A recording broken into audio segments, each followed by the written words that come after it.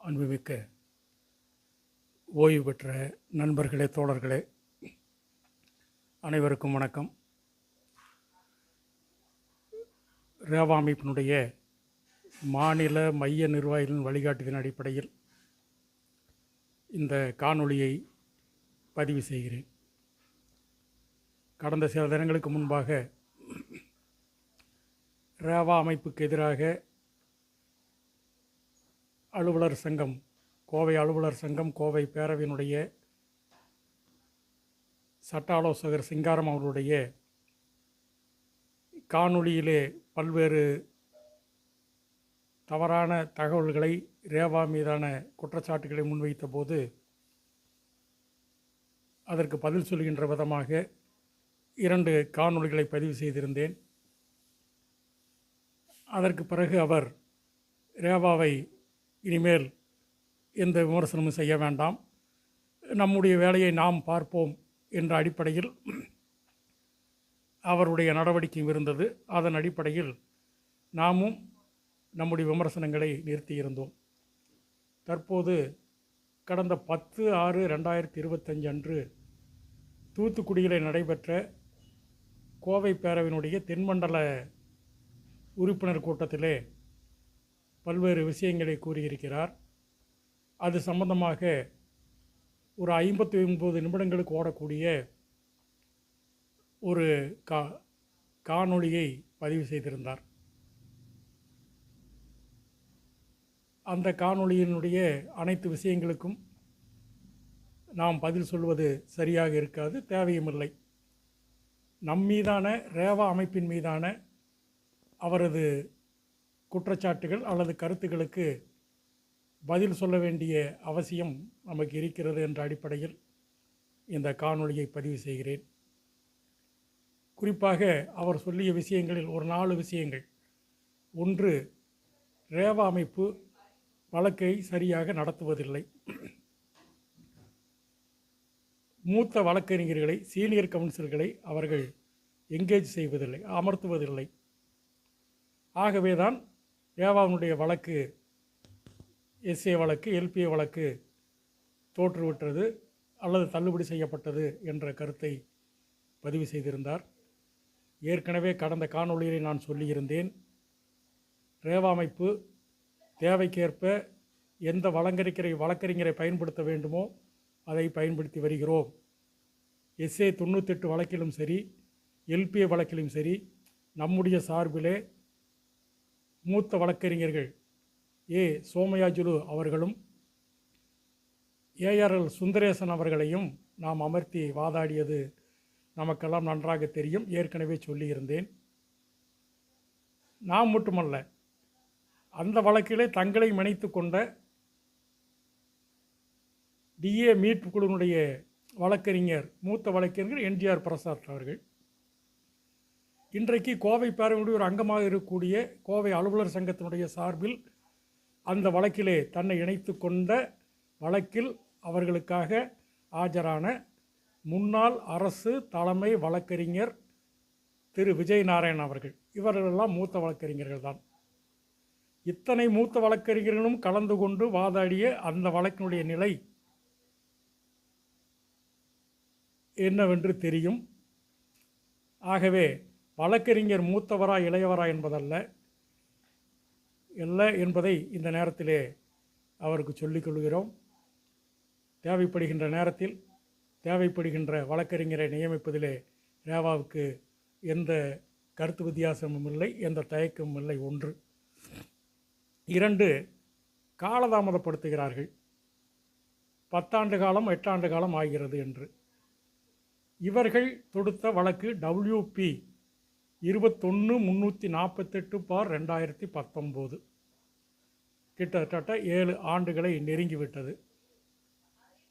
18 பேர் கொண்ட அந்த வழக்கு, தனி வழக்கல்ல, அந்த வழக்கிலே 18 பேர் சம்பந்தப்பட்ட வழக்கு. அந்த வழக்கிலே 22/4/2022 அன்று தீர்ப்பு அளிக்கப்பட்டிருக்கிறது. நீதியரசர் சரவணன் அவர்கள் அதன் மீது அரசு நிர்வாக தரப்பு அப்பீல் செய்திருக்கிறது. கிட்டத்தட்ட அப்பீல் செய்து இந்த 7 ஆண்டு காலமாக அந்த வழக்கு இன்னும் முடிவுக்கு வரவில்லை என்பதை அவர்களுக்கு நினைவுபடுத்த விரும்புகிறேன். ஒரு வழக்கு விரைவாக முடிகிறதா அல்லது தாமதமாக முடிகிறதா என்று இவரை போன்ற நீதிமன்ற நடவடிக்கைகளில் சம்பந்தப்பட்டிருப்பவர்களுக்கு தெரியும். ஏன் தாமதமாகிறது, என்னென்ன காரணம் என்பது தெரியும். ஆனால் அதையெல்லாம் சுத்தமாக மறைத்துவிட்டு ரேவாவை குறை சொல்ல வேண்டும் என்ற நோக்கத்தோடு அது பதிவு செய்திருப்பதாக நாம் கருத வேண்டியிருக்கிறது, நாம் கருதி கொள்கிறோம். அடுத்து அவர் சொல்லுவது அரசாணை 142 வழக்கிலே பிரதான வழக்கு நம்முடையது, ரேவாவெல்லாம் இடையிலே கொல்லைப்புறமாக இணைந்து கொண்டார்கள் என்றெல்லாம் கடந்த காணொலியில் சொல்லியிருந்தார். அதற்கு நான் பதிலும் சொல்லியிருந்தேன். அவர் காணொலியில் சொன்னது மட்டுமல்ல, அரசாங்கத்திற்கு நிர்வாகத்திற்கு சாதகமாக கருத்தையும் வெளியிட்டார். தனக்கு ஒரு கண் போனாலும் பரவாயில்லை, எதிரிக்கு தனக்கு 2 கண் போனாலும் பரவாயில்லை, எதிரிக்கு ஒரு கண்ணாவது போக வேண்டும் என்ற அடிப்படையில் ரேவாவுடைய மண்டல நிர்வாகிகள் சந்திரசேகரன், முத்துசாமி போட்ட வழக்கு, பணப்பலனுக்கான வழக்கு, ஒரு 56,000 ரூபாய் சம்பந்தப்பட்ட வழக்கு. அதை கொடுத்து விட்டால் அந்த வழக்கில் இருந்து அவர்களை வெளியேற்றி விடலாம், அந்த வழக்கு முடிந்துவிடும் என்று சொல்லி நிர்வாகத்திற்கு ஆலோசனை சொல்வதோடு மட்டுமல்ல, நான் எழுதுவேன் என்று சொன்னார். நிச்சயமாக அது நடந்தது. சிங்காரம் அவர்கள் சொன்னாரோ இல்லையோ தெரியாது. ஆனால் கடந்த ஜூன் மாதம் 6ஆம் தேதி நடந்த விசாரணையில் மதுரை மண்டலத்தின் சார்பாக ஆஜரான வழக்கறிஞர் ரேவாவினுடைய மதுரை மண்டல புதூர் கிளையினுடைய தலைவர் தோழர் முத்துசாமி அவருடைய வழக்கு 2/3/2023 நீதியரசர் தண்டபாணியினுடைய தீர்ப்பிலே சம்பந்தப்பட்ட வழக்கு. அந்த வழக்கினுடைய அவமதிப்பு வழக்கு CPMD 539/2024 என்ற வழக்கு 6ஆம் தேதி விசாரணைக்கு வந்தது. அந்த விசாரணையிலே மதுரையினுடைய நிர்வாக இயக்குனர் சார்பாக பிரமாண பத்திரம் தாக்கல் செய்தார்கள். நாங்கள் இவர் கேட்ட அந்த பணப்பலனை, கிராஜுவிட்டி, லீவு சரண்டர், இன்னும் இருக்கக்கூடிய பணப்பலன்களை கொடுத்து விட்டோம்.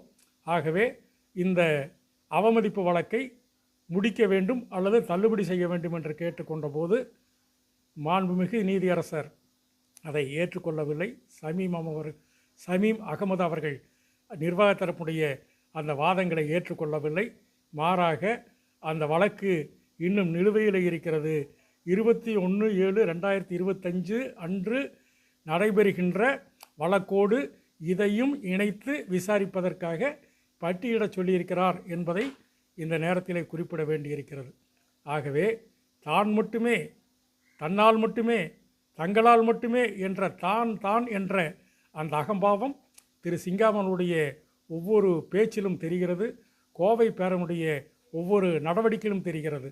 இந்த வழக்கிலே சம்பந்தப்பட்டிருக்கக்கூடிய பலரும் இருக்கின்ற போது, இது சம்பந்தமான பல வழக்குகளும் இருக்கின்ற போது, இது சம்பந்தமான பல வழக்குகளிலே தீர்ப்புகளும் வந்திருக்கின்ற போது கூட தன்னை முன்னிறுத்தி கொள்ள நினைக்கின்ற அவருடைய ஆசையை நம்மால் புரிந்து கொள்ள முடிகிறது. ஆனால் அப்பாவி தொழிலாளிகள் அதில் பலியாக வேண்டாம் என்பதை இந்த நேரத்திலே கேட்டுக்கொள்கிறோம். அந்த வழக்கு 21ஆம் தேதி வரட்டும், அதை நாம் சந்திப்போம். சென்னையிலே அரசாணை 142 எதிர்த்த வழக்கு, நம்முடைய ரேவாவுடைய வழக்கு 25ஆம் தேதி ஜூலை 25 அன்று விசாரணைக்கு பட்டியலிடப்பட்டிருக்கிறது, வருகிறது. அன்றைய தினம் அந்த வழக்கையும் சந்திப்போம் என்பதை இந்த நேரத்திலே அதை சொல்லிக்கொள்ள விரும்புகிறேன். அடுத்து 3ஆவதாக அவர் சொன்னது ஊதிய ஒப்பந்த உயர்வுகளை ஓய்வூதியத்திற்கு வழங்க கோருகின்ற வழக்கு. மதுரையிலே ரேவா அமைப்பு நடத்தக்கூடிய வழக்கு. அந்த வழக்கோடு பணியாளர் சங்கம் இருக்கிறது. பணியாளர் சங்கமும் அது போன்ற வழக்கிலே இருக்கிறது. திருச்சியில் இருக்கக்கூடிய திருச்சி பேரவை என்று சொல்லக்கூடிய ஒரு அமைப்பு அந்த வழக்கில் இருக்கிறது. அந்த வழக்கு சம்பந்தமாக அவருடைய கருத்துக்களை முன்வைத்தார். எவ்வளவு ஒரு மோசமான ஒரு கமெண்ட்களை, மோசமான ஒரு வார்த்தைகளை பயன்படுத்துகிறார் என்பதை அந்த காணொளியை முழுமையாக பார்த்தவர்களுக்கு தெரியும். அவர் சொல்லுகிறார், இந்த வழக்கு போட்டு 10 ஆண்டு காலம் ஆகிவிட்டது, இன்னும் முடியவில்லை. இவர்களுடைய பிரேயரே 2015 ஒப்பந்தத்திலே ஏற்கனவே கொடுக்க வேண்டிய தொகைகளில் 2005, 2007, 2010 இதிலே கொடுக்க வேண்டிய 21% ஒப்பந்த உயர்வுகளிலே 2015 ஒப்பந்தத்திலே 15% கொடுத்து விட்டார்கள். மீதி இருக்கக்கூடிய 6% வழக்கு, அந்த 6% கொடுத்து விட்டால் அந்த வழக்கு முடிந்துவிடும் என்ற ஒரு கருத்தை சொல்லியிருந்தார். நிச்சயமாக அப்படி இல்லை. நாம் கேட்கின்ற போது 2005 9%, 2007 12%, 2010 ஒப்பந்தத்திலே எத்தனை சதவீதம் ஏறி இருக்கிறதோ அதுவும் சேர்த்து தான் நம்முடைய வழக்கு. ஒரு வழக்கு தொடுக்கின்ற போது அன்றைய நிலையில் எது நமக்கு கிடைக்க வேண்டுமோ அதைத்தான் சுட்டி காட்ட முடியும். அந்த அடிப்படையில் தான் கேட்டிருக்கிறோம். 1147 வழக்கிலே திரு சிங்காரம் அவருடைய வழக்கிலே அவருடைய பிரேயர் அகவலைப்படி கேட்கின்ற போது அவர்கள் வழக்கு தொடுக்கும் போது இருந்த 17% என்பதுக்கு பதிலாக 5% கொடுக்கிறார்கள் என்ற பிரேயரில் கோரிக்கை இருந்தது. பிரேயர் வழக்கு தொடுக்கின்ற போது இருக்கக்கூடிய நிலை, வழக்கினுடைய முடிவு, வழக்கினுடைய தன்மையிலே அது மாற்றுவதற்கோ அதிலே திருத்தங்கள் செய்வதற்கோ வாய்ப்புண்டு என்பதை திரு சிங்காரம் அவர்கள் மிக திறமையாக மறைத்து விடுகிறார். ரேவாவை பொறுத்தவரை நிச்சயமாக அதையும் திறமையாக நான் நடத்துவோம், சந்திப்போம். அதிலே அவர் சொல்லுகிறார், இந்த வழக்கு லேபர் கோர்ட்டுக்கு போக சொல்லி தள்ளுபடி செய்யப்பட்ட வழக்கு என்று சொல்லுகிறார். ஆம், உங்களோடு இருக்கக்கூடிய கோவை பேரவை, உங்களோடு இருக்கக்கூடிய திருச்சி பேரவை 14173 என்ற வழக்கை தாக்கல் செய்து அதனுடைய முடிவு தள்ளுபடி செய்யப்பட்டது லேபர் கோர்ட்டுக்கு போக சொல்லி. அந்த தீர்ப்பை சுட்டிக்காட்டி ரேவாவினுடைய 20568 அரசு தரப்பிலே வாதாடிய போது ரேவாவினுடைய வழக்கறிஞர் திறமையாக சொன்னார், ஒப்பந்தம் என்பது தொழில் தகராறு சட்டம் என்பது லேபர் கோர்ட் என்பது தொழில் தகராறு சட்டத்துக்கு உட்பட்டு வரக்கூடிய தொழிலாளிகளுக்கு தான் பொருந்தும்.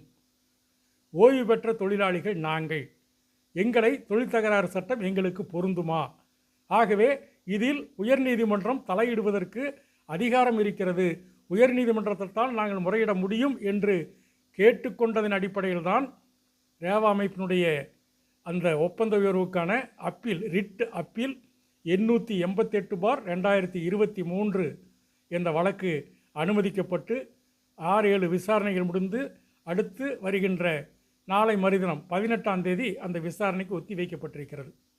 ஆகவே ஒரு தவறான கருத்துக்களை மற்றவர்களெல்லாம் ஒன்றும் தெரியாதவர்கள், மற்றவர்களுக்கெல்லாம் எதுவும் தெரியாது, தான் மட்டுமே எல்லாம் தெரிந்த ஏகாம்பரமாக நினைத்து கொண்டு சொல்லுவதை அவர் நிறுத்தி கொள்ள வேண்டும் என்பதை இந்த நேரத்திலே கேட்டுக்கொள்கிறோம். அதற்கு அடுத்து ஒரு 10 ஆண்டு காலத்திற்கான ஒரு திட்டங்களை சொல்லுகிறார். அடுத்து என்னென்ன செய்ய போகிறோம்லாம் சொல்கிறார். அது அவருடைய உரிமை. நாங்கள் இதெல்லாம் செய்ய போகிறோம் என்று சொல்லுவதற்கு அந்தந்த அமைப்புகளுக்கு உரிமை இருக்கிறது.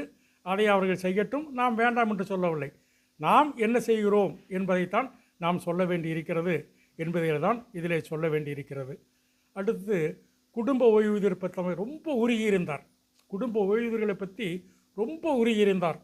ரேவாக்காரர்கள் அப்படி செய்கிறார்கள், இப்படி செய்கிறார்கள், வீடு வீடாக சென்று மிரட்டுகிறார்கள் என்றெல்லாம் சொல்லியிருந்தார்.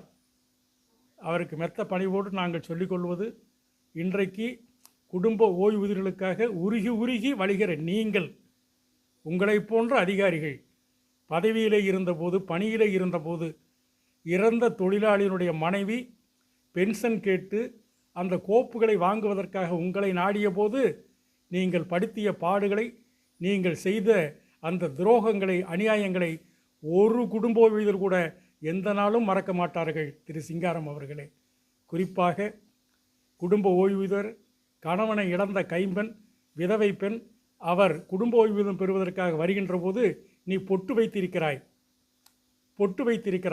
கணவனை இழந்த நீ பொட்டு வைத்திருக்கக்கூடாது, ஆகவே பொட்டில்லாத போட்டோ எடுத்து வா என்று திருப்பி அனுப்பிய வரலாறு உங்களை போன்ற அதிகாரிகளுக்கு உண்டு.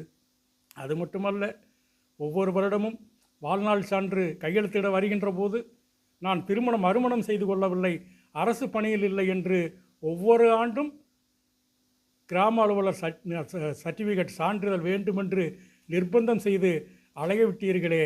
ஸ்ரீ சிங்காரம் போன்ற அதிகாரிகளே, 60 வயதிற்கு மேல் எந்த துறையிலே அரசு பணி வழங்குவார்கள்? 70 வயதுக்கு மேல் எந்த சகோதரி மறுமணம் செய்து கொள்வார் என்ற சாதாரண சிற்றறிவு கூட இல்லாத அளவுக்கு நடந்து கொண்ட நீங்கள் இன்றைக்கு குடும்ப ஓய்வூதியர்களுக்காக உருகுகிறீர்கள். அவர்களுக்கு இத்தனை ஆண்டு காலமாக மருத்துவப்படி 50 ரூபாய் கூட வழங்கவில்லை என்பதை உங்களுக்கு தெரிந்திருக்க வாய்ப்பில்லை. ஏனென்றால் நீங்கள் டிஏவே உயர்வே 16,000 ரூபாய் வாங்குகிறவர்கள். உங்களை போன்றவர்களுக்கு இப்படிப்பட்ட கீழ்மட்டத்திலை பற்றி இருக்கக்கூடிய சகோதரிகளை பற்றி நினைப்பதற்கோ தெரிந்திருக்கிறதுக்கு வாய்ப்பில்லை.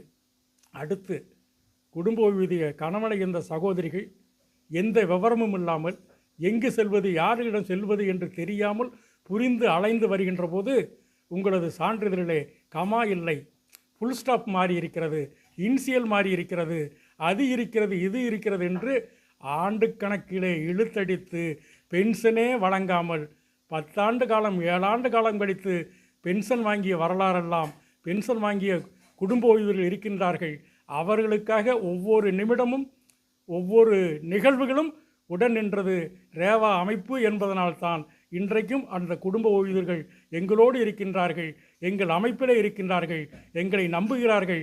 அப்படிப்பட்ட நடவடிக்கைகளை நீங்கள் மேற்கொள்ள வேண்டும் என்பதை மேற்கொண்டால் உங்களுக்கும் அவர்களை பற்றி பேசுவதற்கு உரிமை உண்டு என்று நம்புவதற்கு வாய்ப்பிருக்கிறது.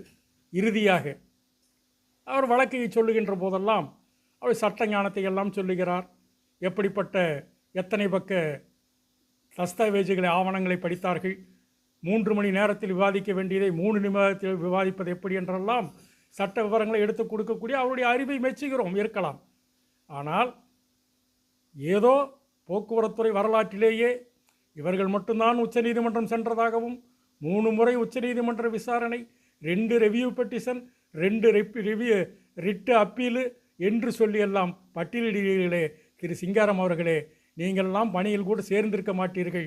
72 அரசு துறையாக இருந்து கழகங்களாக மாற்றப்பட்ட போது உங்களுக்கு மட்டும் பென்ஷன் இருந்தது, எங்களை போன்ற சாதாரண தொழிலாளிக்கு பென்ஷன் இல்லை என்பது உங்களுக்கு தெரிந்திருக்க வாய்ப்பில்லை.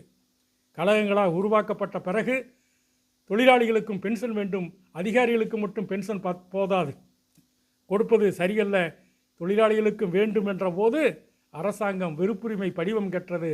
கழகத்திற்கு செல்ல வேண்டும் என்று சொன்னால் பென்ஷன் தருகிறோம், பென்ஷன் வேண்டும் என்று சொன்னால் போக்குவரத்து கழகங்களுக்கு செல்லுங்கள் என்று வலுக்கட்டாயமாக அனுப்பிய பல ஆயிரக்கணக்கான தொழிலாளிகள் பல்வேறு காரணங்களால் பென்ஷன் பெற முடியாமல் ஆண்டு கணக்கிலே இன்றைய தினம் வரை அல்லாடி கொண்டிருக்கின்றார்கள்.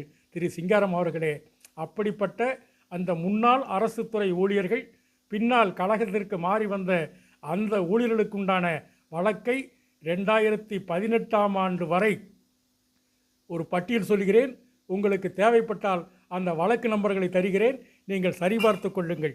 உச்சநீதிமன்றத்தில் மட்டுமல்ல, ரிட் பெட்டிஷனாக 44 வழக்குகள், தனி நபர்களும் தொழிற்சங்கங்களும் ரேவா அமைப்பு என்று பலரும் போட்ட வழக்கு ரிட் பெட்டிஷன் 44, ரிட் அப்பீல் 3, உச்சநீதிமன்றத்திலே எஸ்எல்பி 18, கண்டம் அப்பீல் 19, ரெவியூ பெட்டிஷன் 2. இத்தனை வழக்குகளையும் திறம்பட நடத்திய வரலாறும் அதற்குண்டான அனுபவமும் தொழிற்சங்கங்களுக்குண்டு, ரேவா அமைப்புக்குண்டு. ஆகவே இந்த மாதிரியான காதிலே பூச்சுற்றக்கூடிய வேலையை நீங்கள் தயவு செய்து சரியாக புரிந்து கொள்ளுங்கள், சரியான தகவலை சொல்லுங்கள். நீங்கள் மட்டுமல்ல, நான் மட்டுமல்ல, இந்த உலகத்திலே எத்தனையோ பேர் இருக்கிறார்கள், என்னவெல்லாம் செய்கிறார்கள், என்னவெல்லாம் நடக்கிறது என்று சுற்றி முற்றும் பார்த்துவிட்டு நீங்கள் பதிவு செய்ய வேண்டும். இறுதியாக இதை முடிப்பதற்கு முன்பாக ஒன்று, உச்சநீதிமன்றம் 3 அப்பீல்களையும் உங்களது திறமையான வாதத்தால் தள்ளுபடி செய்யவிட்டது என்று புல்லரிக்கிறீர்களே திரு சிங்காரம் அவர்களே, அரசு துறையில் இருந்து கழகங்களாக மாற்றப்பட்ட தொழிலாளிகளுக்கு பென்ஷன் வழங்குவதற்கு, பணிக்காலத்தை கணக்கிடுவதற்கு பணியில் சேர்ந்த தேதியை கணக்கில் எடுப்பதா, நிரந்தரமான தேதியை கணக்கில் எடுப்பதா? ஒன்று. அவருக்கு பணி முடிவுக்கான தேதி, பணி முடிந்த தேதி பல்லவன் போக்குவரத்து கழகம் துவங்கப்பட்ட தேதியா அல்லது திருவள்ளுவர் கழகம் போக்குவரத்து கழகம் துவங்கப்பட்ட தேதியா என்று 2 பிரச்சனைகளின் காரணமாக பல்லாயிரக்கணக்கான தொழிலாளிகள், அப்பாவி தொழிலாளிகள், உங்களுக்கு பிரச்சனை, நீங்கள் அதிகாரிகள், நீங்கள் பென்ஷன் வாங்கியிருப்பீர்கள், பென்ஷன் இல்லாத அந்த தொழிலாளிகள் பல்லாண்டு காலமாக உயர்நீதிமன்றத்திலே, உச்சநீதிமன்றத்திலே முறையிட்டு இறுதியாக உச்சநீதிமன்றத்தினுடைய சீராய்வு மனு 648 649/2004 என்ற வழக்கிலே பணியில் சேர்ந்த தேதியா நிரந்தரமான தேதியா என்பதை கணக்கில் எடுத்துக்கொள்வதற்கும் பணி முடிவு தேதியை முடிவு செய்வதற்கும் நாங்கள் இந்த நீதிமன்றம் உத்தரவிட்டால் அரசு மேலும் காலதாமதப்படுத்தும். அது ஏற்கனவே துன்பத்திற்குள்ளாயிருக்கூடிய தொழிலாளியை மேலும் கஷ்டத்திற்கு உள்ளாக்கும். ஆகவே அரசியலமைப்பு சட்டம் 142 படி எப்படி சமீபத்திலே தமிழ்நாடு சட்டமன்றத்திலே நிறைவேற்றிய சட்டங்களுக்கு தமிழக ஆளுநர் அங்கீகாரம் கொடுக்காமல் அதற்கு சட்டப்பூர்வ அங்கீகாரம் கொடுக்காமல் இருந்ததை எதிர்த்து தொடுத்த வழக்கிலே உச்சநீதிமன்றம் தன்னுடைய அதிகாரத்தை பயன்படுத்தி தமிழக சட்டமன்றத்தில் நிறைவேற்றப்பட்ட சட்டங்களுக்கெல்லாம் ஒப்புதல் கொடுத்ததோ அங்கீகாரம் கொடுத்ததோ அதே போன்ற வரலாறு 2004 போக்குவரத்து தொழிலாளி வாங்கிய வரலாறு தொழிற்சங்கங்களுக்கும் ரேவா அமைப்புக்கும் இருக்கிறது. திரு சிங்காரம் அவர்களே, அந்த வழக்கிலே தான் நீதியரசர்கள் சொல்லுகிறார்கள், இதை முடிவு செய்ய இந்த நீதிமன்றம் உத்தரவிட்டால் மேலும் மேலும் காலதாமதமாகும்.